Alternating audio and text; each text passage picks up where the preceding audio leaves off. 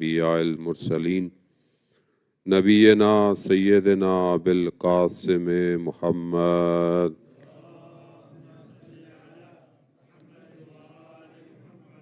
وعلی آلہ الطیبین الطاہرین المعصومین لا سیما بقیت اللہ فی الارضین روحی وارواحنا لتراب مقدم الفدا ولعنت اللہ علی اعدائہم اجمعین۔ بسم اللہ الرحمن الرحیم۔ رب اشرح لی صدری ویسر لی امری واحلل عقدۃ من لسانی یفقہوا قولی، اما بعد فقط قال اللہ سبحانہ وتعالی فی کتاب الحکیم والقرآن المجید۔ بسم اللہ الرحمن الرحیم۔ وساروا الی اللہ الی المغفرہ۔ صلوات بھیجتے محمد وآل محمد۔ اللہم صلی علی محمد وآل محمد وعجل فرجہم۔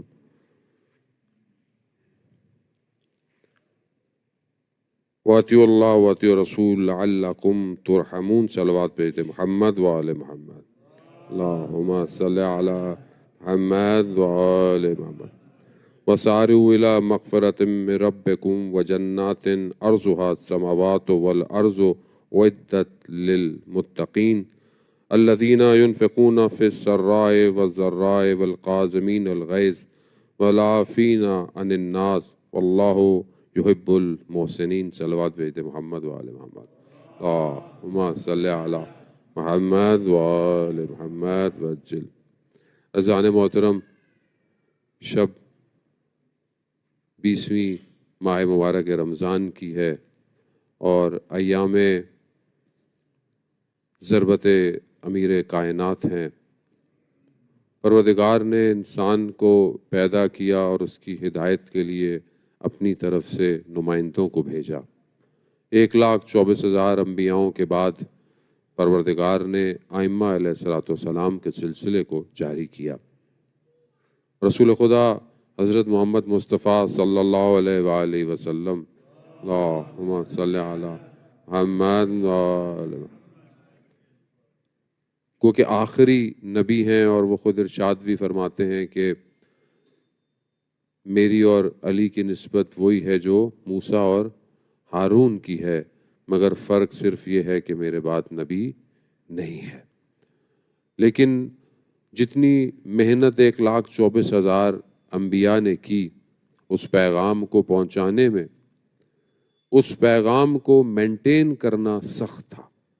یعنی ہر نبی ایک ایسے دور میں آیا، تقریباً 25 پروفٹس کا جو نام ہے وہ قرآن کے اندر موجود ہے، یا حدیث اور روایات ہمیں بتاتے ہیں، آلموسٹ 25 اتنے سارے پروفٹس تھے۔ ہمیں ظاہر ہے اس کی ڈیٹیل اس طرح موجود نہیں ہے۔ سم ٹائم یوتھ کوشچن بھی پوچھتے ہیں کہ اتنے سارے پروفٹ تھے وہ کہاں گئے، یا ان کے بارے میں ڈیٹیل کیوں نہیں ہے۔ تو دیکھیں، قرآن جو ہے وہ بیسیکلی ہدایت کی کتاب ہے۔ Quran is not a history book actually. جو سیرت الانبیاء ہے ان کی دوسری کتابیں ہیں جو حدیث و روایات سے کسی جگہ سے ایکسٹریکٹ کی گئی ہیں، مگر قرآن بیسیکلی ہدایت ہے۔ قرآن اگر کسی بھی پروفٹ کی بات بتا رہا ہے یا سٹوری بتا رہا ہے تو خود قرآن کہتا ہے ہم احسن القصص بیان کر رہے ہیں۔ قرآن کے واقعے قصے ایسے نہیں ہے کہ آپ بولے جی قصے کہانیاں ہیں، نہیں، احسن القصص ہیں، یعنی بہترین سٹوریز ہیں، اور اس ہر سٹوری میں جو ہے وہ عبرت ہے، یعنی مورل ہے، آپ کے لیے آنسر ہے۔ اب اتنے سارے نبی ظاہر نہیں ہے، لیکن جن کو بتایا اس کو ظاہر ہے۔ اگر آپ ان کو بھی دیکھیں کہ جن کے بارے میں ذکر کیا گیا تو وہ ٹائم ہر نبی کا ہارڈ ٹائم تھا، آسان ٹائم کسی نبی نے نہیں گزارا، مگر یہ سب جمع ہوتے ہوتے جب پروفٹ تک پہنچتا ہے تو یہ ٹائم بہت مشکل میں آ جاتا ہے۔ یعنی خود پروفٹ ارشاد فرماتے ہیں کہ جتنی مشکلات مجھ پر پڑی کسی نبی پہ نہیں پڑی، یعنی گویا پروفٹ نے سب سے زیادہ ہارڈ ٹائم دیکھا ہے۔ اور آپ کے سامنے کیسے لوگ تھے، کس طرح کے لوگ تھے کہ جو پروفٹ کو اذیتیں کرنا، پروفٹ کو تکلیف دینا، اور اس کے علاوہ کتنے ہرڈلز جو ہے وہ ڈالے گئے۔ اب یہ اتنی جو محنت تھی اللہ نے جو کی اور انبیاء نے کی، تو کیا کرتے؟ اس کو چھوڑ دیتے، اس کو ایسے ہی چھوڑ دیتے، بس آخری نبی آ گیا اور اس کے بعد اب کچھ نہیں ہوگا. تو اتنی جو محنت ہے اس کو اب آپ اتنا اچھا امام بارگاہ بنائیں کہ جو بہرحال آپ نے بنایا ہوا ہے. مزید اچھائی کی ضرورت ہے، البتہ مزید چیزوں کی بھی ضرورت ہے. بہت ساری چیزیں انسان اس میں اور اچھا کرے، کیونکہ بہرحال آج کل کا دور آپ کو پتہ ہے ٹیکنالوجی کا دور ہے، آئی ٹی کا دور ہے. تو آج آپ کی ایک اچھی بات یہاں سے پوری دنیا میں جا سکتی ہے if you are using good tools. If you are not using good tools تو nobody listen you actually. تو آج اگر آپ اس کو اور اچھا کریں، مطلب آپ اس کو اچھا بنائیں، انویسٹمنٹ کریں. مثلا کوئی میڈیا روم میں انویسٹمنٹ کر دے، $10,000 کے اکوپمنٹ آپ ڈال دیں اس کے اندر اور اس کو آپ ایسے ہی چھوڑ دیں، تو کوئی لاجک عقل آپ کی بولے گی کہ یار اتنا خرچہ کیا، اتنا ڈونیشن ہم نے اکٹھا کیا اور اس کے بعد کوئی اس کو کیئر نہیں کر رہا؟ تو یو ہیو ٹو، تو آپ کو کیا بولے گی کمیٹی کہ at least we can hire some professional, ہم اس کو تھوڑا پیسہ دے دیں، تھوڑا کام کر لیں تو وی کین سیو دس. تو ہماری عقل جب ان باتوں کو ایکسیپٹ کرتی ہے تو جو اتنی محنت ہوئی بنی آدم کو انسان بنانے میں، اتنے نبیوں نے سٹرگل کی، حضرت آدم گریا کرتے رہے سالوں تک روئے زمین پہ اتر کے، حضرت نوح کئی سال کشتی بنا کر پانیوں کے اندر 6 مہینے تک وہ کشتی رہی، اس کے بعد باقی نبی آپ کے سامنے، کتنی مشکلات. حضرت یوسف کو کنویں میں ڈال دیا گیا، حضرت موسیٰ جو ہے وہ شہر سے در بدر کر دیے گئے، کتنی مشکلات حضرت عیسیٰ کے ساتھ آپ سامنے. تو کیا یہ خدا بغیر کسی سسٹم کے اس کو چھوڑ دیتا؟ لاجک اس کو ایکسیپٹ کرتی ہے کہ ایسے لوگوں کو دے دیتے کہ جن کو خود ہی نہیں پتا تھا کہ وہ کیا ہے، کیا یہ سسٹم ان کو نہیں. اس کا مطلب ہے کہ کوئی ایسا سسٹم ہو کہ جو پروفیسی کے بعد اس پورے سسٹم کو مینٹین کر سکے. یاد رکھیں، چیز بنانا آسان ہوتی ہے، چیز کو مینٹین کرنا مشکل ہوتا ہے. آپ بلڈنگ کھڑی کر دیں بٹ اگر آپ اس کی مینٹیننس نہیں کریں گے یہ ختم ہو جائے گی. اسی لیے اس اسلام کو یقیناً پہنچانا مشکل تھا، لیکن اس کو بچا کر رکھنا آسان نہیں تھا. کون چاہیے؟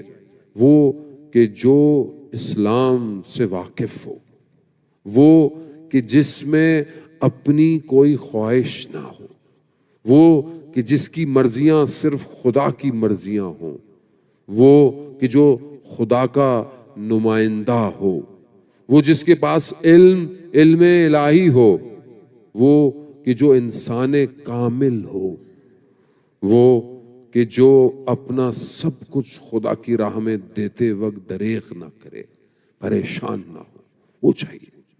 تو وہ کوئی نہیں ہو سکتا تھا کہ جب تک خدا خود کسی کا انتخاب نہ کرے.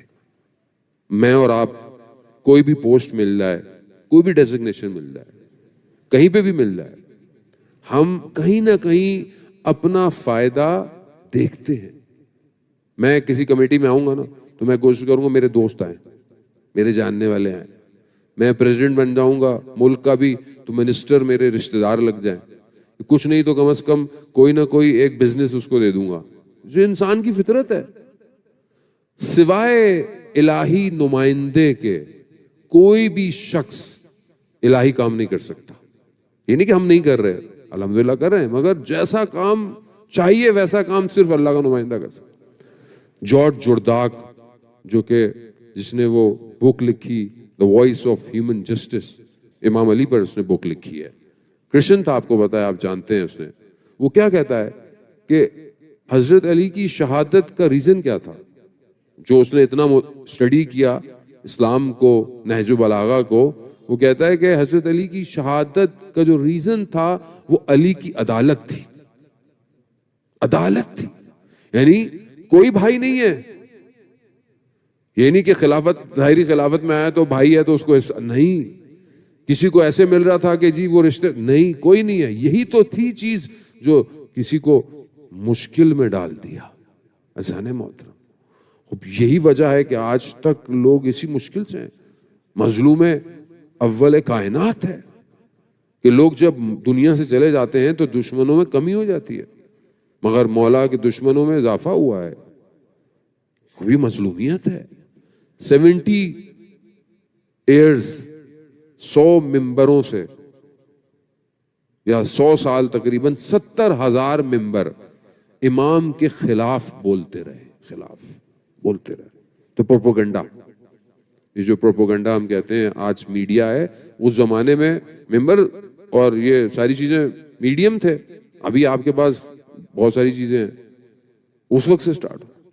لیکن آپ دیکھیں کہ اس شخص کی کوالٹی، جرداق مسیح اور وہ جو ابن الحدید ہے جو کہ خود جو ہے وہ دوسرے مذہب سے ہے، جس نے شرح نہج البلاغہ کی ہے، آپ دوسروں کو پڑھیں، آپ اپنوں کو کیا پڑھیں، آپ دوسروں کو پڑھیں کہ جس نے اسٹڈی کیا ہے، وہ کیا کہتے ہیں کہ دشمن بغض میں علی کے فضائل چھپاتا رہا، دوست اپنی جان کے خوف میں علی کے فضائل چھپاتا رہا، مگر پھر بھی علی کے فضائل اتنے ہیں کہ بیان نہیں کیے جا سکتے۔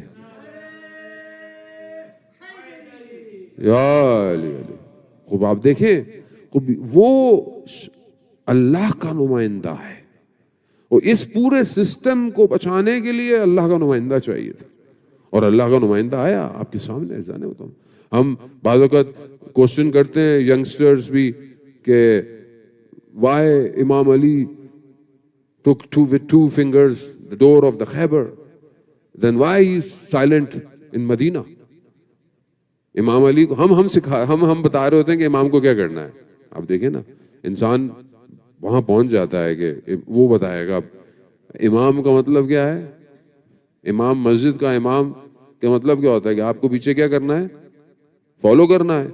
نماز میں اگر آپ پہلے رکوع میں چلے جائیں تو آپ کی جماعت نہیں ہوتی ہے، تو ہم تو پتہ نہیں کہاں جانے کے چکر میں امام سے جانے ہوتا۔ تو امام نوز بیٹر، یا تو امام نہیں مانو، لیکن جب مان لیا تو پھر اطاعت ہے۔ اسی لیے پہلے امام کو پہچانو کہ امام کہتے کسے، وہ یہی امام تھا، اسلام کی خاطر 25 سال خاموش رہا ہے علی۔ عزیزان محترم، وہ امام علی جو ہے وہ خطبہ متقین کے اندر جو ہے وہ متقین کی صفات بیان کر رہے ہیں۔ میں ایک قصہ آپ کی خدمت میں کہ ہم اپنی مجالس کو جو ہے وہ امام ہی کے کلام سے روشن کریں۔ خطبہ بہت فیمس ہے، آپ کیا ماشاءاللہ ٹائم ویسے بہت تھوڑا ہوتا ہے، اور اس پہ بھی گھڑی اتنی تیز چلتی ہے کہ یا 2 سیل لگے ہوئے ہیں اس کے اندر ہی، مجھے خود سمجھ میں نہیں آتا۔ صلوات بھیجتے محمد وآل محمد۔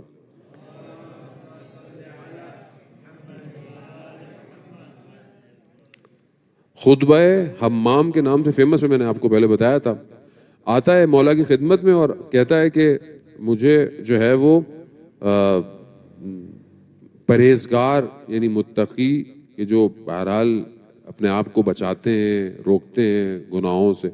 متقی کی دیکھیں سمپل ڈیفینیشن جو ہے وہ یہ ہے کہ جسے جو اللہ نے کہا ہے حلال ہے اس پہ عمل کرو، جو حرام ہے اس کو سٹاپ کر دو۔ یہ پرہیزگار کی ڈیفینیشن ہے، نارمل ڈیفینیشن ہے۔ کچھ لوگ ڈیفینیشن کرتے ہیں کہ جو خدا کا خوف رکھتا ہو اس کو صرف متقی کہتے ہیں، وہ ڈیفرنٹ ڈیفینیشنز ہیں۔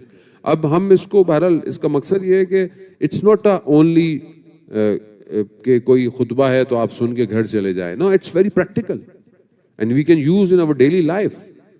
ایسا نہیں ہے کہ متقی پرہیز کے لیے کو آپ کو عالم بننا پڑے گا یا آپ کو بیک ٹو دا پاسٹ کی گاڑی میں بیٹھ کر پیچھے جانا پڑ جائے گا، ایسا کچھ نہیں ہے۔ ڈیلی لائف ہے۔ قرآن کی جو آیت بھی میں نے آپ کے سامنے 2 بیان کی، اس کو بھی میں آپ کی خدمت میں آہستہ آہستہ بیان کروں گا۔ اٹس ویری ایزی کہ ہم اپنے آپ کو دیکھیں کہ where we are standing now, کیا ہم اس پر عمل کر رہے ہیں کہ نہیں کر رہے۔ ضروری نہیں ہے کہ ہم سب پر ہوں تو ہم بولیں جی ہم نا، اس کے لیولز ہیں، آہستہ آہستہ ہم اپنے آپ کو آگے بڑھا سکتے ہیں۔ تو وہ شخص کہتا ہے کہ مولا مجھے پرہیزگاروں کی، تو امام نے اس کی طرف دیکھا اور اس کو جواب دینے میں تھوڑا سا رکے۔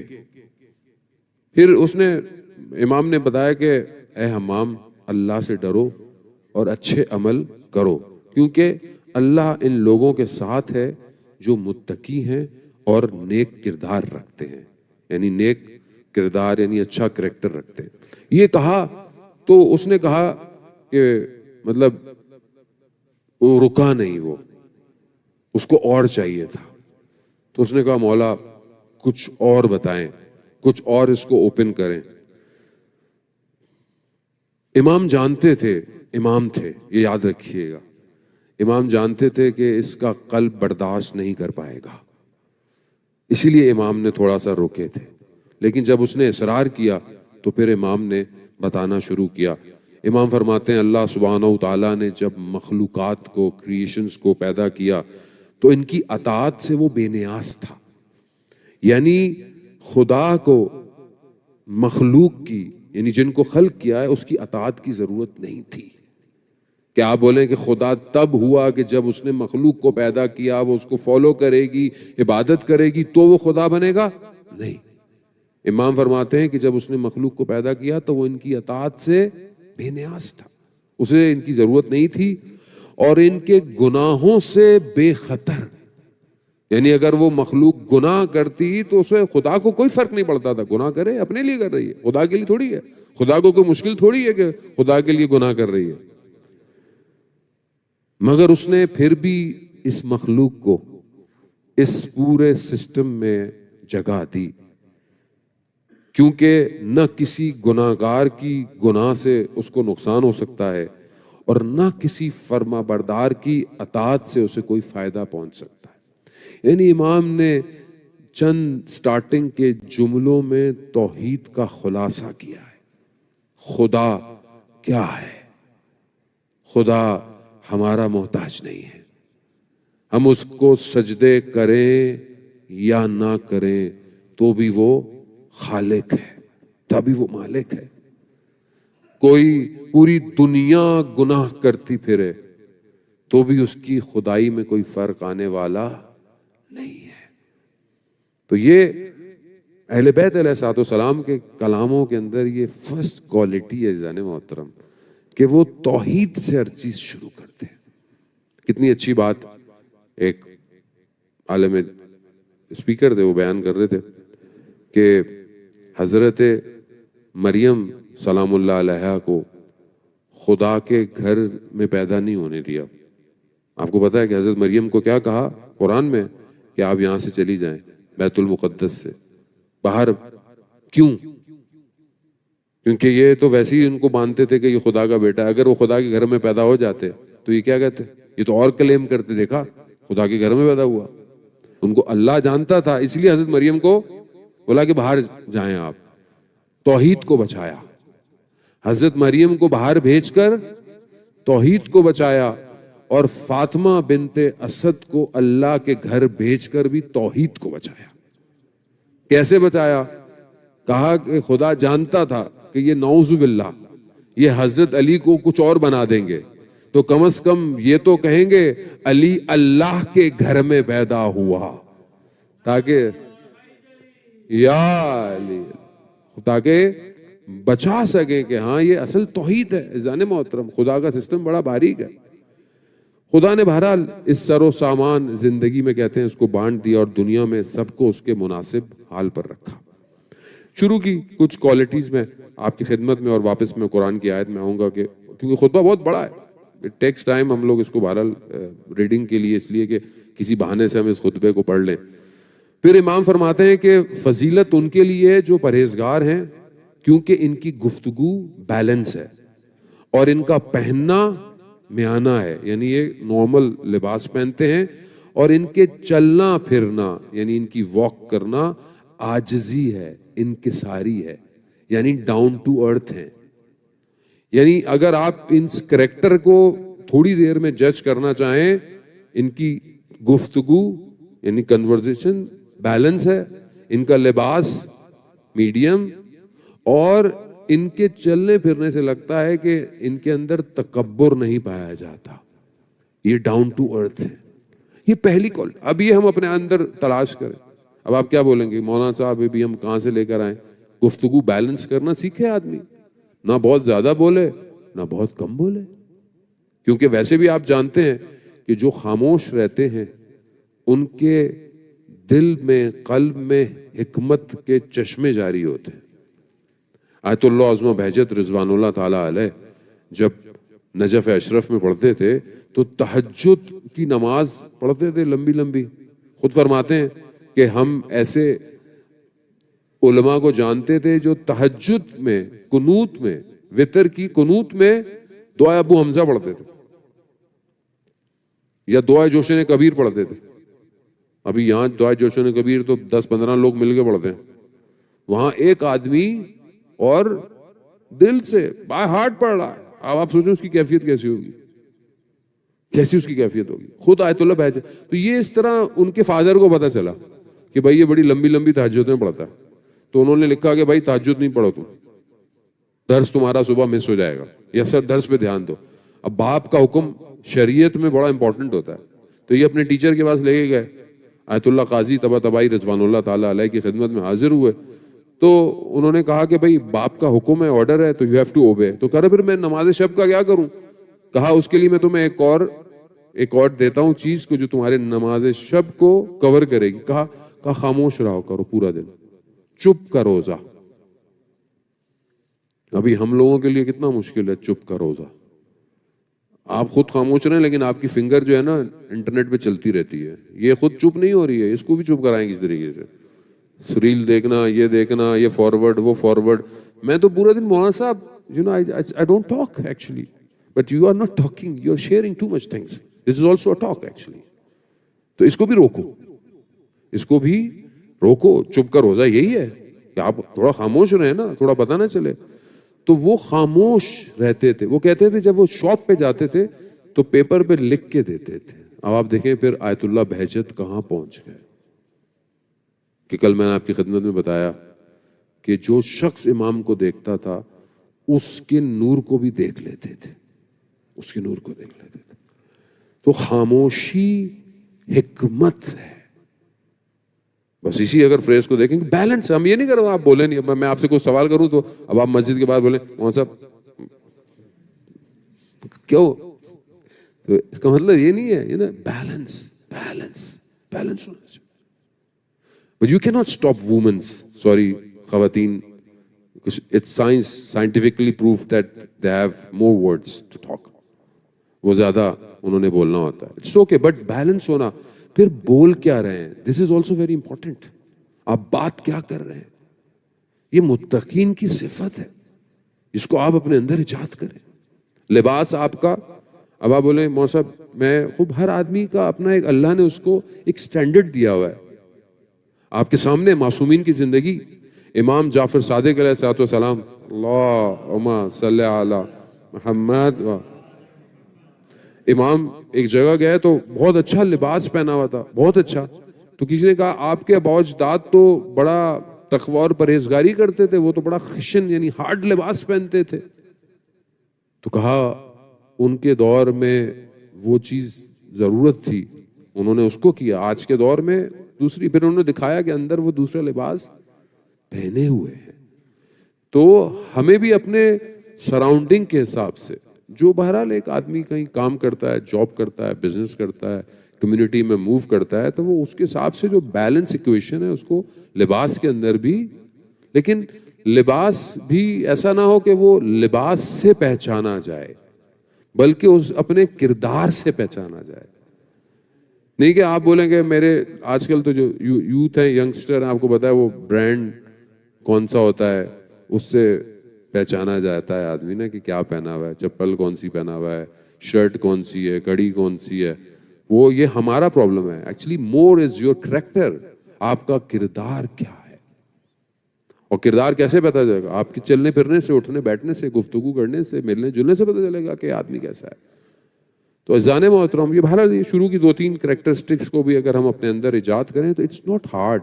یہ مشکل نہیں ہے کہ ہم ان چیزوں کو اپنے اندر سے بولیں کہ نہیں ہم تو نہیں کر سکتے. قرآن کی جو آیت میں نے آپ کی خدمت کی اور بہرحال اپنی گفتگو کو سمیٹوں، پروردگار قرآن میں جو سورہ آل عمران کی میں نے آیت ہے، اور یہ متقین کو ڈیفائن کر رہی ہے. کون سی ہے کہ وَسَارُوا إِلَىٰ مَغْفِرَةٍ، یعنی hasten towards the forgiveness of God. یعنی دوڑو، بھاگو کس کی طرف؟ اللہ کی مغفرت کی طرف اور جنت کی طرف، ہیون کی طرف. یعنی سبقت لو. یعنی مثلا آپ باہر کھڑے ہوئے ہیں اور بارش ایک دم آپ کے سامنے ہو رہی ہے، ماشاءاللہ باران رحمت ہے.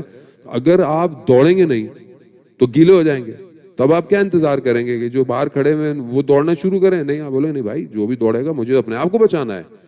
اس کے معنی بھی یہی ہیں کہ تم کسی کا انتظار نہیں ہے، تم سبقت لو اللہ سے مغفرت میں، دوڑو، جلدی کرو. کیسے جلدی کروں میں؟ مثال کے طور پر آپ مسجد میں جماعت کے ساتھ نماز پڑھنا چاہتے ہیں تو آپ کو کیا کرنا پڑے گا؟ ٹائم پہ وضو کرنا ہے، ٹائم پہ لباس چینج کرنا ہے، ٹائم پہ امام بارگاہ آنا ہے. یعنی you have to run to gain that ثواب آف نماز جماعت. تو یہاں دوڑ ہے، نیکی ہے، سبقت ہے. اسی طرح اللہ کی مغفرت کے لیے بھی سبقت حاصل کرو، دوڑو، محنت کرو. ابھی مثلا ایک شخص آیا امام علی علیہ السلام کی خدمت میں، صلوات بھیج اللہم صلی امام کی خدمت میں آیا اور امام کی خدمت میں آگے ارشاد کہتا ہے کہ مولا میں تہجد کی نماز نہیں پڑھ پاتا، یعنی میں نماز شب کے لیے اٹھ نہیں پاتا. امام کیا فرماتے ہیں؟ گناہوں نے تمہارے ہاتھ اور پیر کو باندھا ہوا ہے جو تمہیں بیدار نہیں کرنے دیتے. تو اب اگر ہم یہ سمجھتے ہیں، خدا نہ خواستہ ایسا نہیں کہ مطلب اگر آپ سے مس ہو رہی ہے، مجھ سے مس ہو رہی ہے، نہ، ٹھیک ہے، رحمانیت کی طرف جائیں لیکن اپنے عمل کی طرف بھی دیکھیں. Ramadan is giving you the opportunity کہ آپ سحری میں کھانا کھانے کے لیے اٹھتے ہیں تو آپ تھوڑا سا پہلے اٹھ جائیں اور اپنے اس ہاتھوں کو توڑیں کہ جو زنجیریں ڈلی ہوئی ہیں. 2 رکعت، 2 رکعت شف، 1 رکعت وتر پڑھنے کی عادت ڈالیں. خوب مغفرت کی طرف بھاگیں، اللہ کی بارگاہ کی طرف دوڑتے ہوئے آئے. جس طرح کل ماشاءاللہ شب قدر کے اعمال میں ماشاءاللہ سب دوڑتے ہوئے آئے اور عبادت کی. اور اسی طرح پھر انسان، خوب یہ امپورٹنٹ ہے. خوب یہ کیا ہے؟ یہ متقین کی نشانیاں ہیں جو قرآن بتا رہا ہے. اس آیت میں یہ پہلی نشانی ہے کہ اگر آپ مغفرت کی طرف بھاگ رہے ہیں، جنت کی طرف بھاگ رہے ہیں، اور جنت کیا کہ جس کی وڈتھ زمین اور آسمان کے وڈتھ کے برابر ہے، فاصلے کے برابر ہے. اور خدا نے اسے اعدت للمتقین، اللہ اکبر، خدا کہتا ہے میں نے اسے متقین کے لیے ریڈی کیا ہوا ہے، متقین کے لیے.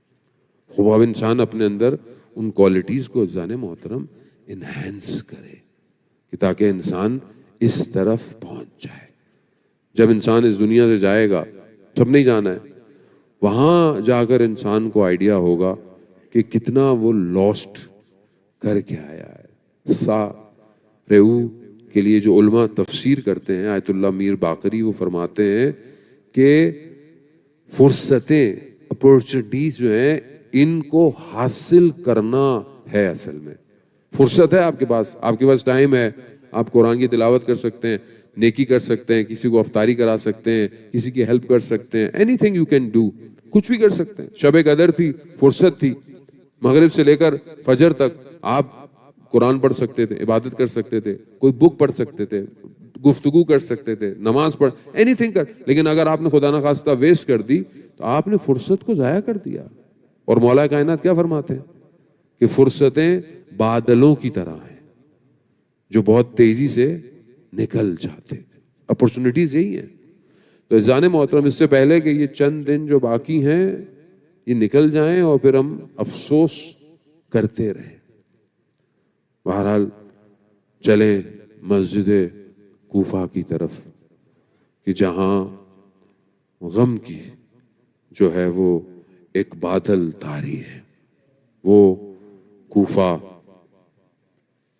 کہ جو علی کے خطبوں کو سنتا ہے، وہ کوفہ، وہ مسجد جہاں علی کے فیصلے ہوتے رہے. اس مسجد نے 19 کی رات کو کیا دیکھا. عزاداران محترم، مولا کائنات وہ عظیم ہستی ہیں کہ میں اپنی بات میں آپ کو نہیں کہوں گا کہ میں اپنے امام کو پہچان نہیں پایا. کتنا جملہ امام نے خود ملجم سے کہا تھا. کیا ابن ملجم کو کیا کہا تھا امام نے؟ کیا میں تیرا اچھا امام نہیں تھا؟ اللہ اکبر، اللہ اکبر.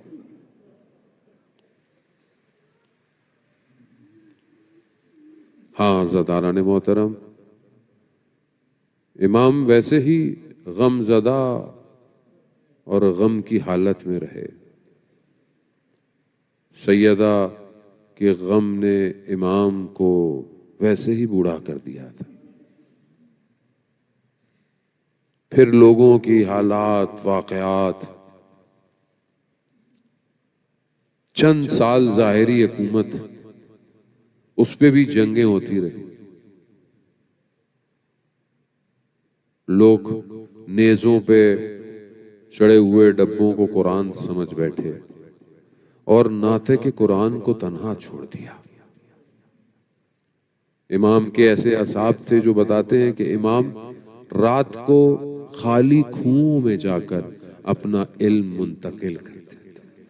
کوئی نہیں ہے جو علی کی بات کو سمجھے، اس لیے مظلوم ہے۔ عزاداران محترم، آج بھی مولا مظلوم ہے۔ میرے جیسا ایک کم پڑھا لکھا طالب علم امام کے اقوال لوگوں تک نہیں پہنچاتا۔ امام کے خطبے آج بھی نہج البلاغہ میں ہیں۔ جرداق مسیح، جس کا میں نے آپ کو ذکر کیا، جارج جرداق، اس نے اپنی زندگی میں 200 سے زیادہ، more than 200 times نہج البلاغہ پڑھا۔ میں نے کتنی دفعہ پڑھا؟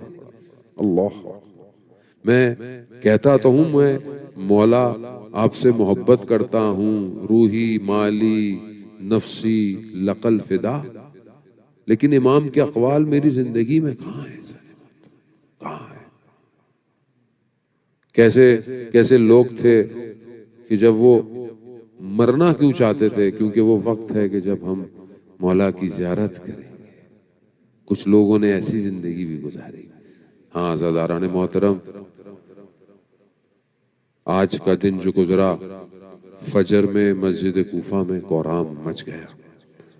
جب یہ آواز گونجی ہے کوفہ میں کہ تحطمت، کہ ارکان ہدایت گر گیا، تو کوفہ والے ایک دم دوڑتے ہوئے مسجد کی طرف آئے۔ امام نے نماز کے لیے امام حسن کو آگے کیا۔ جب نماز ختم ہوئی تو امام حسن نے اپنے بابا کے سر کو اپنے زانوں میں رکھا۔ امام حسن کی آنکھوں میں آنسو، امام حسین گریہ کر رہے ہیں، اصحاب گریہ کر رہے ہیں، امام سب کو دلاسا دے رہے ہیں، کچھ نہیں ہوگا، کچھ نہیں ہوگا۔ اس وقت بھی امام کو قاتل کی فکر ہے۔ اللہ، ایسا عادل شخص کہاں ملے گا کہ جو یہ کہے کہ اگر میں اس زخم سے شہید ہو جاؤں تو اس کو بھی ایک ہی ضربت لگانا۔ اللہ، ہاں عزاداران محترم، جب امام کو اٹھا کر لے کر جاتے ہیں، لیکن جیسے ہی امام کے گھر کے قریب پہنچتے ہیں تو امام کہتے ہیں اپنے اصحاب کو کہ آہستہ، مجھے میرے پیروں پہ کھڑا کر دو۔ کہا مولا کیوں؟ کہا کہیں تمہارے رونے کی آواز میرے بیٹیوں کے کانوں پہ نہ جائے۔ اللہ، ہاں عزاداران محترم، امام کو کمرے میں لایا گیا، رومال مولا کے ماتھے پہ باندھا ہوا ہے۔ اللہ اکبر۔ کل خدا فرصت دے تو آخری شب کے جو وصیتیں ہیں، گفتگو ہیں، خدا توفیق دے کہ اس کو بیان کیا جائے۔ لیکن امام کو لٹایا گیا، ماتھے پر زرد رومال۔ ایک موقع پر تو جب طبیب کہتا ہے کہ مجھے بلایا گیا تو میں یہ فرق نہیں کر پایا کہ چہرہ زرد ہے یا رومال زرد ہے۔ زہر کی شدت اتنی تھی، اتنی تھی شدت۔ ہاں عزاداران محترم، اس حالت میں آپ بھی بیٹیوں والے ہیں، بیٹیاں باپ کو کتنی پیاری ہوتی ہیں۔ سب کو خاموشی، بیٹا رو نہیں، بیٹا حسن رو نہیں، بیٹا حسین رو نہیں، لیکن جیسے ہی زینب اور کلثوم آئی، اور انہوں نے بابا کو دیکھا، گریا شروع کر دیا، رونا شروع کر دیا۔ جیسے ہی بیٹیوں کو روتے دیکھا، وہ علی جو سب کو صبر کی تلقین کر رہا ہے، امام علی سے صبر نہیں ہوا، امام علی نے بھی رونا شروع کر دیا، گریا شروع کر دیا۔ میں کہوں گا یا امیر المومنین، یہ تو کوفہ ہے، اور یہ کوفہ میں آپ کا گھر ہے، آپ اپنی بیٹیوں کو روتا دیکھ کر برداشت نہیں کر پائے؟ لا یوم یوم کعبہ عبداللہ، مولا کیسے برداشت کریں گے کہ جب یہی آپ کی بیٹیاں ہوں گی، ہاتھوں میں رسیاں ہوں گی، اور کس طرح سوار کیا جائے گا، آپ کے فرزندوں کے سر نیزوں پر ہوں گے، اور اسی کوفہ کی گلیوں میں آپ کی بچیوں کو لایا جائے گا، مولا اس وقت کیسے برداشت کریں گے؟ آپ سے تو یہ مشکل برداشت نہیں ہوئی۔ ہاں، عزاداران محترم کہتے ہیں کہ امام نے بہت گریہ کیا، اور یہ گریہ ساری رہا۔ عزاداران محترم، جب کوفہ کے بچوں کو پتہ چلا نا کہ وہ کہ جو ہمارے لیے راتوں کو خدمت کرتا تھا، ہمارا خیال رکھتا تھا، وہ بیمار ہو گیا ہے، اور طبیب نے کہا ہے کہ دودھ لاؤ، تو یہ سارے کوفہ کے بچے یتیم مولا کے گھر کے باہر کھڑے ہوئے ہیں، اور ہاتھوں میں دودھ لے کر کھڑے ہوئے ہیں کہ کوئی ہمارے مولا کو بچا لے۔ میں کہوں گا یا امیر المومنین، کتنے خوش نصیب ہیں کہ کوفہ کے یتیم آپ کے گھر کے باہر کھڑے ہوئے ہیں۔ مقصد 61 ہجری کا کوفہ